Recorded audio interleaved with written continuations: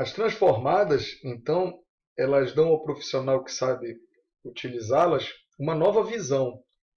Elas permitem, muitas vezes, a execução de relações que são bionívocas, de se levar um sinal em um domínio, por exemplo, do tempo, até um outro domínio, que seria o da frequência, e eventualmente voltar do domínio da frequência para o domínio do tempo. Então, essa possibilidade de analisar, ela aumenta a interpretabilidade dos resultados, permite, por exemplo, se fazer projetos de sistemas que seriam impossíveis de serem projetados no domínio original, que aqui nós estamos considerando do tempo. Aqui eu fiz uma rápida representação do que acontece, por exemplo, com essa decomposição que um prisma pode obter da luz branca, certo? Então, essas várias frequências que compõem as cores, né, podem ser vistas como componente da luz branca.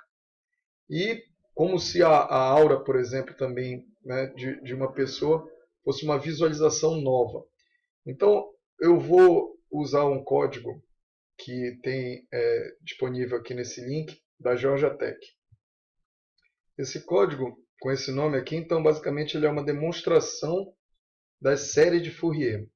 Aqui nós não estamos entrando nos detalhes da diferença entre série de Fourier e transformada de Fourier, porque basicamente o objetivo é a motivação.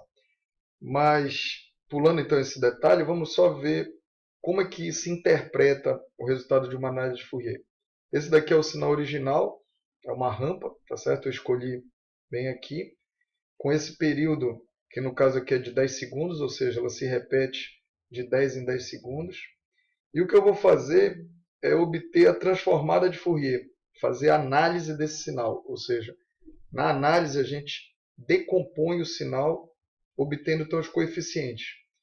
Os coeficientes têm que ser representados por dois números, porque eles precisam informar a magnitude de cada uma das senoides e também a fase, porque a fase é muito importante para o alinhamento, como a gente mencionou no exemplo anterior.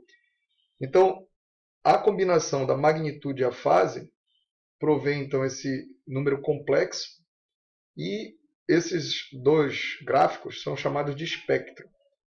Então, o que é que eu vou fazer aqui? Eu vou aumentar gradativamente o número de senoides que eu estou usando. Se eu utilizar o número 1, que é isso que está sendo indicado aqui, bem, basicamente com uma só senoide, o máximo que eu posso fazer é dar uma boa amplitude para ela. Olha, essa foi a melhor amplitude que a análise de Fourier encontrou, e a melhor fase. Pode perceber que a subida da rampa também está alinhada com a subida da senoide e vice-versa. Se eu for observar o erro dessa representação, é um erro grande. Olha.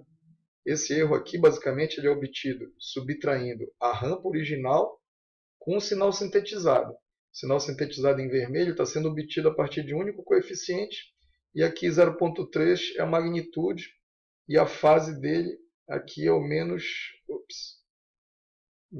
0, alguma coisa.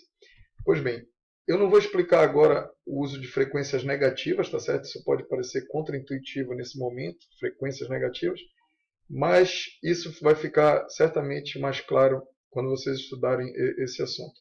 Aqui para nós o importante é perceber que quando eu aumento, por exemplo, para 2, notem, eu criei agora uma nova frequência, né? Esse eixo aqui está em Hertz, então essas frequências aqui, elas são frequências relativamente baixas, né? E a amplitude agora dessa segunda componente é menor, é 0,159, contrastada com essa que é 0,318. Mas veja que bonito fica. Olha. Eu já tenho com dois coeficientes apenas algo muito mais próximo de uma rampa.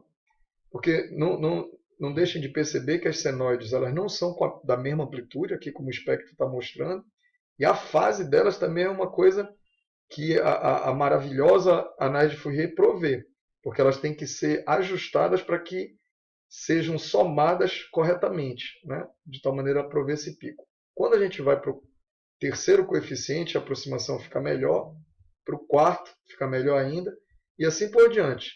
Então vocês notam, se eu chego aqui no sétimo e no oitavo coeficiente, eu já tenho uma representação bem razoável de uma rampa. Então aqui tem as amplitudes, olha, elas vão decaindo, ou seja, quanto maior a frequência para esse sinal específico, eu estou encontrando um decréscimo na amplitude. E eu posso analisar outros sinais aqui como por exemplo a onda quadrada. Então, só começando de novo do zero, olha, se eu tiver basicamente uma senoide apenas, certo? Ela vai ter, lógico, a fase, olha, foi escolhida para de novo coincidir aqui, e aí eu vou aumentando o que seria o meu número de coeficientes, e aí vou tendo agora uma representação cada vez mais perfeita da onda quadrada. De tal maneira que quando eu fizesse esse número de coeficientes ir tender ao infinito, eu iria ter uma representação perfeita da onda quadrada. Olhado do ponto de vista de comparação com o espaço vetorial, é como se eu tivesse, mas tem que pensar em um espaço de dimensão infinita. Eu tenho esse sinal que está residindo nesse espaço de dimensão infinita, que é a onda quadrada. E a base para esse espaço são essas senoides. E aí, quando eu calculo esses coeficientes, eu consigo então compor certinho esse sinal que é a onda quadrada. Então, essa é a beleza da gente fazer analogia com os espaços de vetores. Os espaços vetoriais nos permitem aumentar a nossa interpretabilidade dos resultados nos espaços de sinais.